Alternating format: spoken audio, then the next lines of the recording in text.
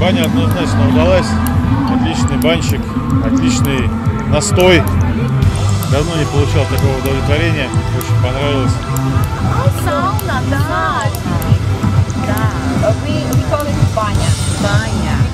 Понимаете, в чем дело? Я же уже заглянула туда, и там потрясающе. Это пахнет просто невероятно. Оказывается, пахнет потому, что в венике не просто дубовые листики, дубовые веточки, а там травы. Причем не просто травы, а кавказские травы. И только сейчас я узнала, что наши травы кавказские, они уникальны так же, как и алтайские травы. Мы можем ими гордиться, мало того, что гордиться, мы можем наслаждаться для здоровья, да. Это невероятное наслаждение, когда тебя парят вот таким вот веничком, и ты все это нюхаешь, и ароматерапия, и массаж.